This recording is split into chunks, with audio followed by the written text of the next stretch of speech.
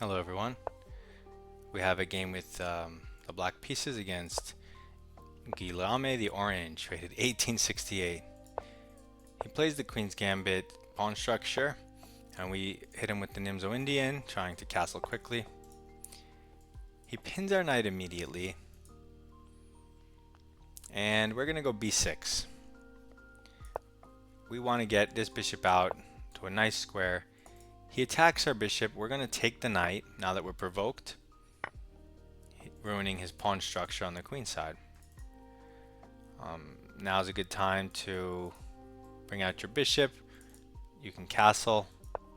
I say let's bring it out to this really long diagonal. He plays f3, preparing e4. So I want to counter in the center since he's going to build some crazy strong center. Let's play c5 and immediately attack it with a flank pawn. And now he plays e4, and we don't want him to have too good of a center. So we can castle. What else can we do? We can play d6. If he kicks our knight,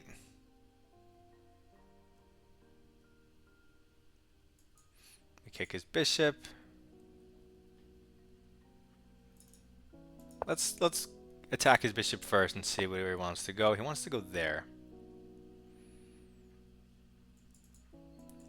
If we attack it again, it's a thing.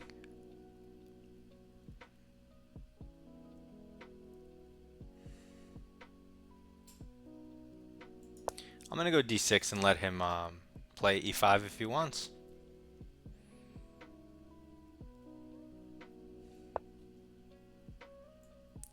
And I'm gonna counter with g5. He goes back, but now my knight's free. Free to attack his bishop. Even though he's hitting this twice, I can intermezzo this. Okay, so he goes back. Now nothing's hanging in my position. I can queen trade if I want. Well, like if I take, I move his rook over, but his position for an endgame is terrible. So let's do that. Well, I could also castle. Or even go king e7. But I want the endgame because his pawns are terrible, so I'm going to force queens off. This knight can't go here. This pawn looks weak. So what if we develop and attack it naturally? Can't go here, can't go here, can't go here. What do? He just develops a knight, but it's also going nowhere. And now we're hitting more stuff. We're up material. He wants me to take so he could put his bishop on this diagonal, but there's no way I'm going to do that. I'm simply going to advance it forward into his position, coordinating on this square, and I will gladly take that if he moves his rook or something. Okay, so he hops in. This looks at the dark squares. So to take control of the dark squares, I would like to move my king up one and just protect it because I don't have a dark square bishop. Okay, so he attacks our knight. So we don't have time to coordinate here. So let's... normally you would retreat, but this pawn weakens this. So what if we take with check? He can't move his king forward to attack the knight.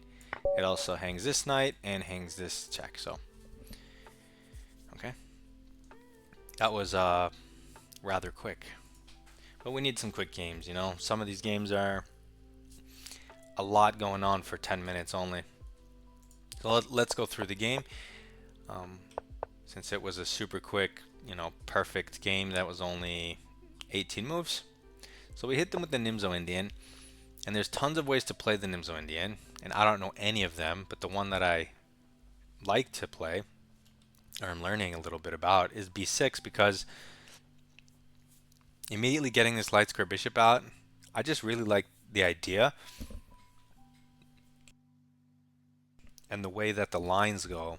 I mean, I don't know the lines, but like the way that it looks when you see the games or see the lines that people play when they do b6 first instead of, let's say, c5 or d5.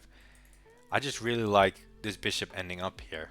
the game always goes in a way where that bishop is useful for me, so I just really like it. So this is all just developing. He attacks your bishop, so you trade it off with the idea of messing up his pawns, and you can say, yeah, but the bishops are strong, but if you can get to an endgame, you'll see what happens, like what I did in the game. Also, engine confirms minus 0.3, so you don't have to worry. We just developed a bishop, and when they have this pawn structure, an idea is knight here, here, and bishop here, putting pressure, but I'll leave that for later. I just prefer to get it on the long diagonal because I think it's an awesome bishop there. That's why he goes f3. It stifles it. It really prepares e4. And you don't want to let him just build up this crazy center. You could play moves like d5. I mean, I would play d5 or c5 and fight for the center right now.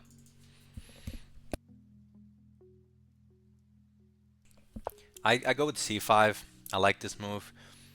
Keeps the bishop open. Of course, if he takes, he double isolates his own pawns. He plays e4. We just ask the bishop the question. It's a free improving move. He just goes back. If he ever takes, you just take with the queen and your position is nice. So we play d6 and instead of d5. And I like to do this because it doesn't let him undouble his pawns or fix his structure.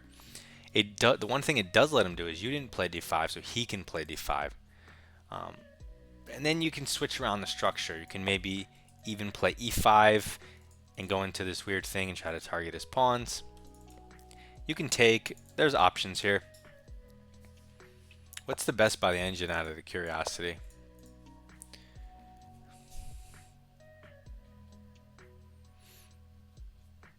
Castle, queen e7, e5, g5. Okay, so the move I mentioned, if you want to close it down, just kick the bishop like I did, just castle, which is normal, and queen e7. The idea being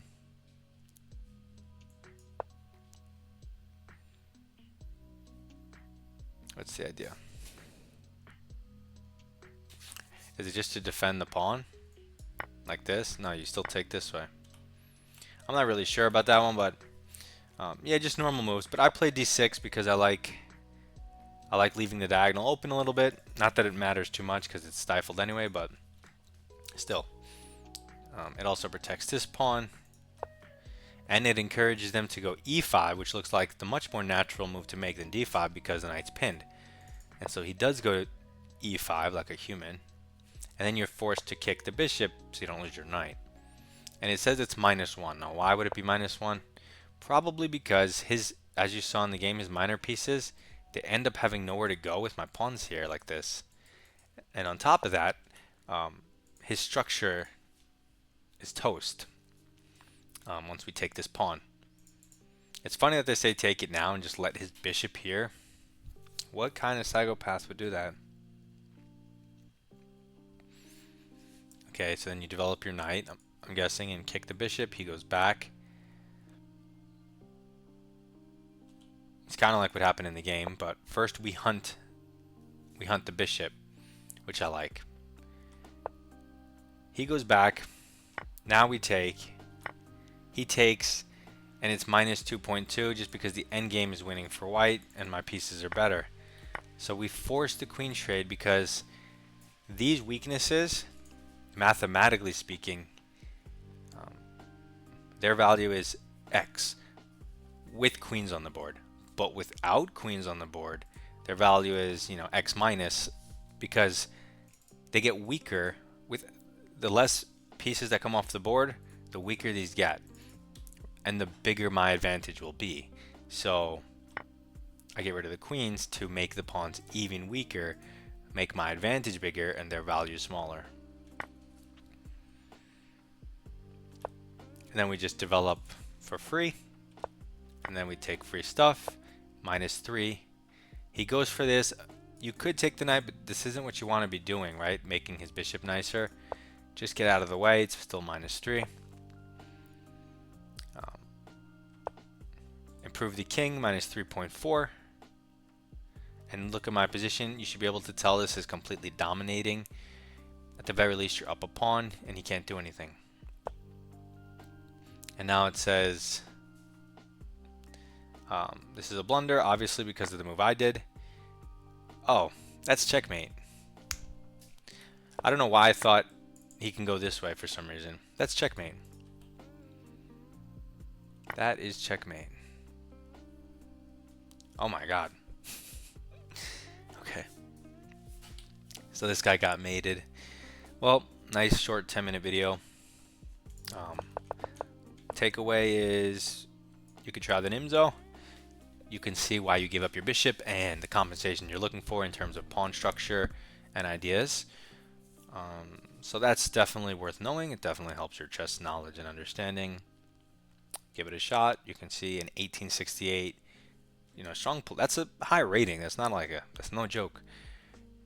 Although it's Lichess, so a little bit of a joke. And just submit your rapid games in my Discord, so I could look over your thought process, which is the most important thing in chess. Good luck in your chess, and goodbye.